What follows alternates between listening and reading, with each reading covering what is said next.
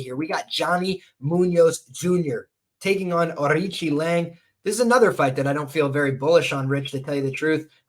It does fit one of my criteria, right? I do look for long-term angles that I don't follow religiously. I don't blindly bet into them, but I do just track them to kind of see how they're doing over the course of the year. And one of the things that I've been watching is these guys that are around the same age, which these two guys are, that have way more experience. And typically I'm looking for the younger fighter with more experience, but at this case, we're at age parity. These guys are about the same age, but Aoriqileng has had way more fights. So for me, that is one thing I tend to look at over time. But then you look at Aoriqileng's fights, they're all within a pretty thin margin. I don't think he could be a big favorite in the UFC based on what he's shown so far. He does have some power, but he's also a guy that's pretty unproven in this weight class at 135 pounds, where he got absolutely starched last time out.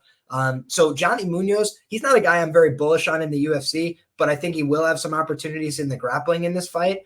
So for me, it's just a tricky fight to call. I would lean towards Aoriqileng here being a slight favorite, but I just don't feel very good about this fight. What do you think, Rich? Yeah, I think it's lined very well. It should be a pick'em. It's binary as fuck. Munoz, he hasn't got hands. He needs them takedowns to win this fight. I would say he's probably sub or bust. I hope we don't see him pulling guard again like he did in his last fight. But to be fair to him, he didn't get knocked out by Santos, so that's a little bit of a feather in his cap.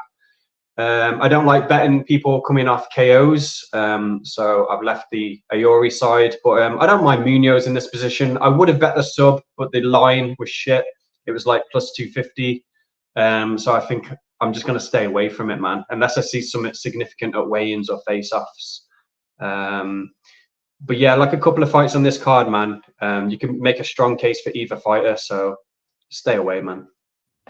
I agree. The thing that ultimately pushed me over the edge is that I just like the team for Aoriqileng. I believe he's been training with the Fight Ready guys for some time. And I also think he didn't really get to show his best in his last fight. So for me, that's kind of why it's like a buy low spot on Aoriqileng potentially, who does have that knockout power against a guy who's pretty susceptible on the feet. But on the other hand, you're right that it's probably going to look like a hindsight big favorite no matter who wins, because I do think there's a big chance that Aoriqileng could land some big shots, hurt him, walk him down with some more volume, or conversely, just get submitted in the first round and we're like, kicking ourselves for not betting it. So